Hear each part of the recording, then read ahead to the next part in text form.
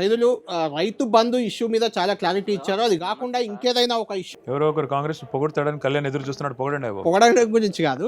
అంటే అక్కడ ఎంతో కొంత జరిగి ఉంటది అని ఏమైనా ఉందా? సార్ నమస్కారం సార్, తలక రామారావు గారు నమస్తే. నమస్తే సార్. ఇక ఎంత చెప్పుకున్నా 60 సంవత్సరాల పరిపాలన సూచిన తెలంగాణ బిడ్డలు రైతులు, తెలంగాణ ప్రజలు 60 సంవత్సరాలు అరిగోసపడ్డరు. ఆ అరిగోస వల్లనే తెలంగాణ రాష్ట్రం కావాలని కోరుకున్నారు, పోరాటం చేసినాం, అంత అయిపోయింది, తెచ్చుకున్నాం రాష్ట్రం. ఆకలి సాగులు బతుకుల్లో ఉన్నటువంటి రాష్ట్రాన్ని వ్యవసాయ రంగంలో ముందుకు తీసుకుపోయి, కరెంటు విద్యుత్ రంగంలో ముందుకు తీసుకుపోయి, వైద్య రంగంలో ముందుకు తీసుకుపోయి, అందరికీ వృద్ధులకి, వితంతువులకి, ఒంటరి మహిళలకు కూడా పింఛన్లు ఇప్పించి. అంటే బీఆర్ఎస్ ఎందుకు ఓడిపోయింది అంటే ఏం చెప్తారు? మరి బీఆర్ఎస్ అన్ని చేసిందని మీరే చెప్తున్నారు. బీఆర్ఎస్ పాలనలో 1-2 లోపాలు ఉండొచ్చు సార్, కొన్ని ఇబ్బందులు ఉంటాయి. 100% ఎవరు చేయలేరు.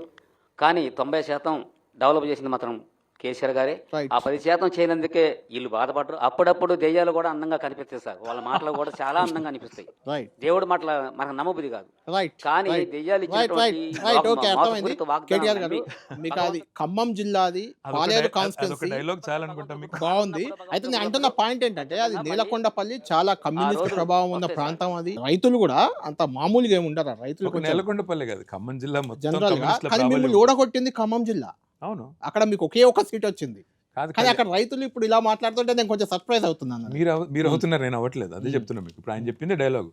అప్పుడప్పుడు దయ్యం కూడా అందంగానే కనబడుతుంది అంటే, అవును కనబడుతుంది. ఎందుకంటే వాళ్ళు చెప్పే అబద్ధాలు అంత అందంగా చెప్పారు. అంత అందంగా అబద్ధాలు చెప్పిన తర్వాత అధిష్టాన దూతలు వచ్చి అబద్ధాల వరద ఇక్కడ పారించిన తర్వాత నమ్మారు.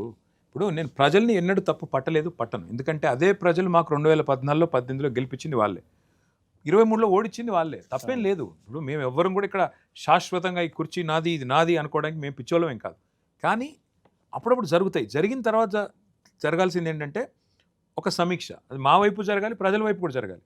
ఇప్పుడు నిజంగా కూడా చీకటిని చూస్తేనే కదా వెలుగు విలువ తెలిసేది, మరి గాడిదని చూస్తేనే కదా గుర్రం విలువ తెలిసేది. కాబట్టి మంచిదే ఇది. ఆల్మోస్ట్ నేను కూడా ఎక్స్పెక్ట్ చేయలేదు. ఫీడ్బ్యాక్ కొంత మీరు ఇక్కడ ఉన్నారని చెప్తున్నారా, నిజంగా చెప్తున్నారా నాకు తెలియదు. ఫీడ్బ్యాక్ అయితే పాజిటివ్గా ఉంది. నెక్స్ట్ ఎలక్షన్ వచ్చినప్పుడు తెలుస్తుంది, చూద్దాం.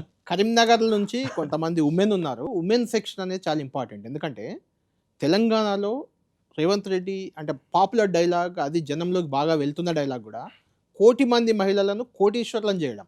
రైట్. అది చాలా కీలకమైన ప్రొజెక్షన్ గా కనిపిస్తుంది కాంగ్రెస్ ప్రభుత్వంది. ఎవరు ఆపుతున్నారు ఆయన? ఇప్పుడు 1 కోటి మందిని కోటీశ్వర్లు చేస్తుంటే మేము అడ్డం పడుతున్నాం. రాత్రి ఆయన చేయలేరు కదా. ఇప్పుడు 1 కోటి మందిని కోటీశ్వర్లు చేస్తా అని చెప్పే రేవంత్ రెడ్డి గారు, నేనేమంటున్నానంటే అది ఆచరణ సాధ్యమయ్యే మాట కాదు. ముందు లక్షాధికారులు చేయమనండి, చూద్దాం ఎట్లా అంటారా. ఇప్పుడు రేవంత్ రెడ్డి గారి ప్రభుత్వం, కాంగ్రెస్ పార్టీ ఇచ్చిన హామీ ఏంటి? నెలకి 2500 రూపాయలు మహాలక్ష్మి అనే పథకం తెస్తాం, 100 రోజుల లోపలే స్టార్ట్ చేస్తాము, 3 నెలల లోపలే స్టార్ట్ చేసి 100 రోజుల్లోనే 6 గ్యారెంటీలు అమలు చేస్తాం. ఇది వారు చెప్పిన స్లోగన్. ఇవాళకి 1000 రోజులు అయిపోయింది గవర్నమెంట్ వచ్చి. నిజంగానే రేవంత్ రెడ్డి గారికి చిత్తశుద్ధి ఉంటే, సగం టైం అయిపోయింది కదా, ఇంకెక్కువ అయిపోయింది, సగం టైం దాటిపోయింది. నిజంగానే చిత్తశుద్ధి ఉంటే ముందు లక్షాధికారులు చేయండి. ఎలా చేయాలి? నెలకు 2500, సంవత్సరానికి 12 × 2500 అంటే 30,000.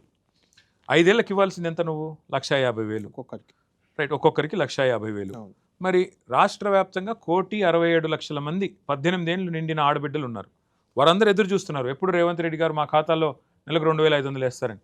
రేవంత్ రెడ్డి గారు కనుక, నేను మీ 10 టీవీ సాక్షిగా నా పుట్టినరోజు చెప్తా ఉన్నా, రేవంత్ రెడ్డి గారు కనుక 1,67,00,000 మంది ఆడబిడ్డల ఖాతాల్లో 150,000 రూపాయలు వేస్తే నేను శాశ్వతంగా రాజకీయ సన్యాసం తీసుకుంటాను.